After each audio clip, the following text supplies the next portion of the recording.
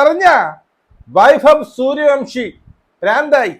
നിനക്ക് പ്രാന്തി തന്നെ. അവന് ചങ്ങലക്കിട കൊണ്ട് വൈഭവ് സൂര്യവംശിയെ കൊണ്ട് ചങ്ങലക്കിട അവന് പ്രാന്തായി. മുഴുത്ത പ്രാന്താണ്. അല്ല ഇങ്ങനെ ആരെങ്കിലും അടിക്കൂടെ?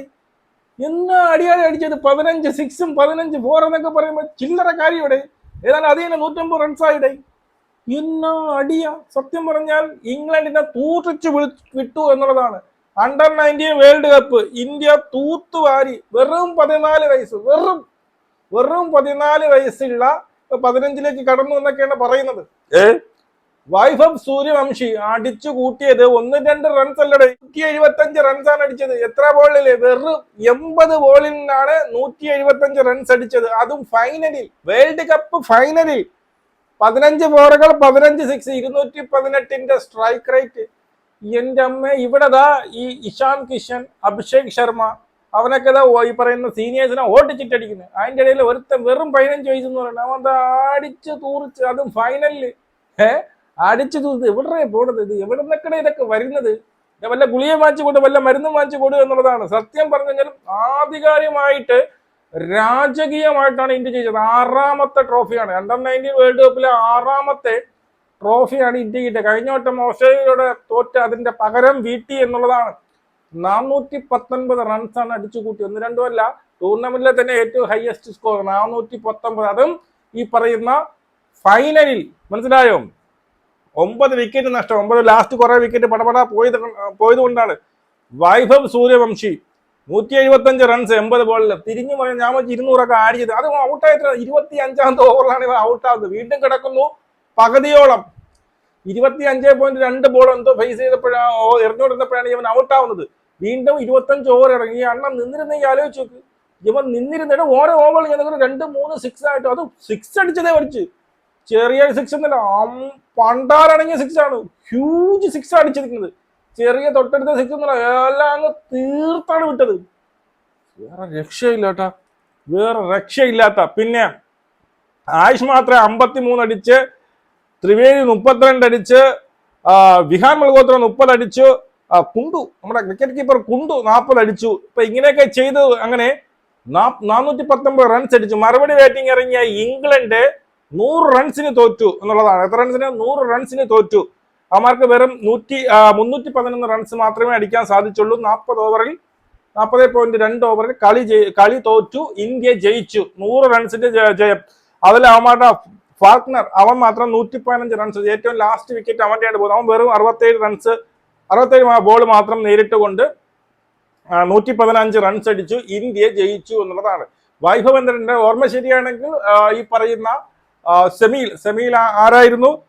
സെമിയിൽ അഫ്ഗാനിസ്ഥാൻ ആയിരുന്നു. അഫ്ഗാനിസ്ഥാന്റെ എതിരായിട്ടും ഈ പറയുന്ന 68 റൺസ് ഈ പറയുന്ന സെമിയിൽ നമ്മുടെ വൈഭവ് അടിച്ചിട്ടുണ്ട്. അതുമല്ല 311 എന്ന് പറയുന്ന 311 എന്ന് പറയുന്ന റൺസ് സെമിയിൽ ഇവന്മാർ 40ാമത്തെ ഓവറിലാണ് ജയിച്ചത് എന്നുള്ളതാണ്. അതുമല്ല ഇവൻ കുറെ ഈ പറയുന്ന കുറെ ഇന്നിങ്സ്, അതായത് കുറെ റെക്കോർഡുകൾ തകർത്തിട്ടുണ്ട് വൈഭവ് സൂര്യവംശി. മനസ്സിലായോ?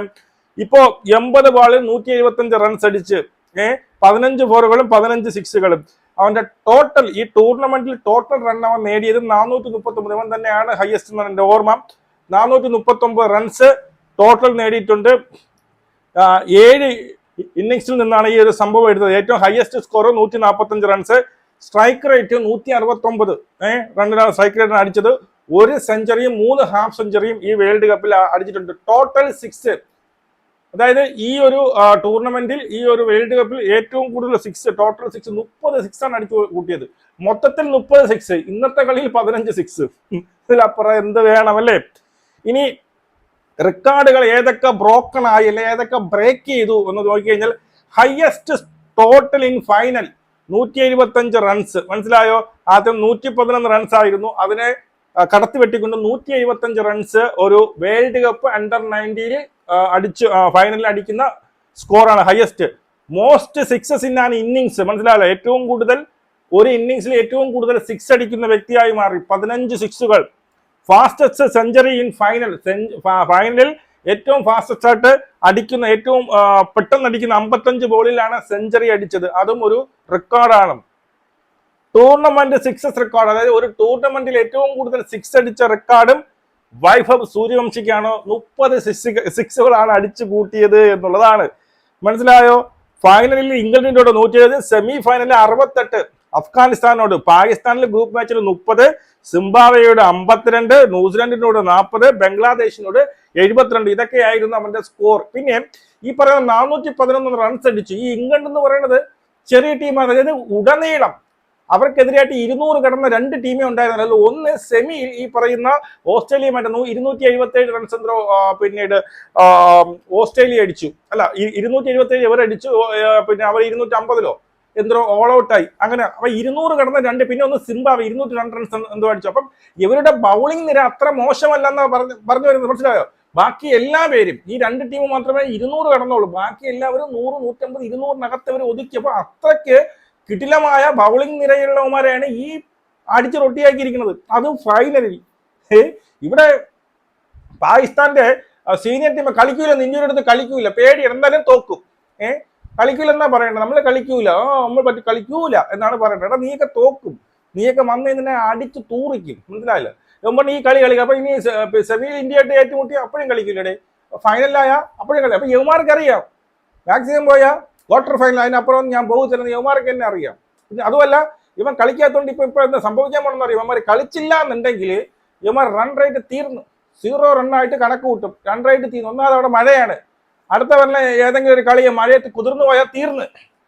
മനസ്സിലായോ? അല്ലെങ്കിൽ ഒരു കളി തോറ്റാൽ തീർന്നു. മറ്റേതെങ്കിലും ഒരു കളി ജയിച്ചാൽ റൺ റേറ്റ് അവനുണ്ട്. മനസ്സിലായോ? ഹ്യൂജ് റൺ റേറ്റ് ആണ് പിന്നെ താഴെ പോകുന്നത്. അതുകൊണ്ട് 2 കളി ജയിച്ചേ പറ്റുള്ളൂ അടുത്ത റൗണ്ടിലേക്ക് പോകണമെങ്കിൽ. അവിടെ ഒരു കളി മഴയാണെങ്കിൽ ഈ ക്രിക്കറ്റിനകത്ത് നീയൊക്കെ തിന്നണത് ഇന്ത്യയുടെ പണം കൊണ്ടാണ്. നീയൊക്കെ പോട്ടെ, ICC വരെ തിന്നുന്നത് ഇന്ത്യ VCC കൊടുക്കുന്ന പണം കൊണ്ടാണ്. അതിന്റെ ഒരു വിഹിതം മാത്രമാണ് നീയൊക്കെ അവിടെ നക്കണത്. ഈ അഹങ്കാരം കാണിക്കുമ്പോൾ അതൊക്കെ ഇന്ത്യ പറഞ്ഞാൽ കേൾക്കും. അത് തന്നെ, അത്രേ ഉള്ളൂ. ഇന്ത്യ ഇല്ലെങ്കിൽ ക്രിക്കറ്റ് ഇല്ല എന്നുള്ളതാണ്. അത് ആദ്യം മനസ്സിലാക്കുക. അതുകൊണ്ട് അവിടെ മാന്യമര്യാദയ്ക്ക് ഒതുങ്ങിയിരുന്നേ കൊള്ളാം. പിന്നെ നിങ്ങളുടെയൊക്കെ ഐഡിയ കൊള്ളാം. എന്തായാലും തോറ്റ് പോകണം. കുറെ വർഷം കൊണ്ട് തോറ്റ് തൊപ്പിയിട്ട് പോണ്. ഇനിയും വന്ന് നാണം ഘടനയെക്കാട്ടും നല്ലത്. ഇത് നമ്മുടെ രാഹുൽ മാങ്കൂട്ടത്തിന്റെ കേസ് പറഞ്ഞല്ലോ, നമ്മുടെ നമ്മുടെ രാഹുൽ ഈശ്വന്റെ കേസ് പറഞ്ഞല്ലോ. വല്ലവന്റെ ഗർഭത്തിന് വേണ്ടിയിട്ട് പിന്നെ പിടിക്കാൻ നീയൊക്കെ എടുക്കില്ല, അത് ജയിലിൽ പോയി കിടന്നില്ലേ രാഹുൽ ഈശ്വർ? അതുപോലെ തന്നെ ബംഗ്ലാദേശ് പറഞ്ഞാൽ നിനക്കെന്തടേ? ബംഗ്ലാദേശ് അല്ല കാരണം ഇവന്മാർ പറ്റേന് കഴിഞ്ഞ ഏഷ്യ കപ്പിന്റെ ട്രോഫി വാങ്ങുമെന്ന് പറഞ്ഞില്ലേ, അതിന് പകരം വീട്ടിയ ലാസ്റ്റ് നമുക്ക് ഇട്ട് പണി കൊടുക്കാൻ പകരം വീട്ടിയതാണ് അവർ. മനസ്സിലായോ? ഒന്നും മിണ്ടാതിരുന്നത് ബംഗ്ലാദേശ് തൊട്ട് പിന്നെ ബംഗ്ലാദേശിനെ പണ്ട് എന്തൊക്കെ ബംഗ്ലാദേശിനെ ആരാണ് രക്ഷിച്ചെന്നൊക്കെ ചരിത്രം അറിയാം. ഇവന്മാർ എവിടെ കയറി ഇവന്മാരെ പട്ടാളക്കാരന്മാർ അവിടെ നിന്ന് ഇറങ്ങിക്കിട്ട് പോയപ്പോഴേ ഇന്ത്യ മാത്രമേ ഉണ്ടായിരുന്നുള്ളൂ. പാകിസ്ഥാനോട് യുദ്ധം നിനക്കൊക്കെ ഈ ഒരു പുതിയൊരു രാജ്യം ഉണ്ടായിരുന്നു. ഇപ്പൊ അവർക്ക് വേണ്ടി, അപ്പൊ അവർക്ക് മുടയാണ് ഇന്ത്യയുടെ അടുത്ത്. അവന് വേണ്ടിയിട്ട് നമ്മൾ ഐക്യദാർഢ്യം പ്രഖ്യാപിക്കുന്നു എന്നുള്ളത്. വേറെ ഒന്നുമല്ല. ഒന്നാമത് തോക്കും, രണ്ടാമത് ഇതൊക്കെ ബംഗ്ലാദേശിന്റെ തലയിലും വെക്കാം, അന്നത്തെ വാശി തീർത്തതെന്നൊക്കെ പറയല്ല.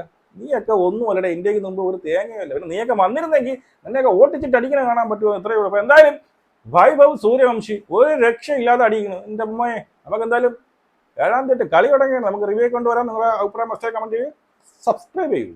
ജയ് ഹിന്ദ്.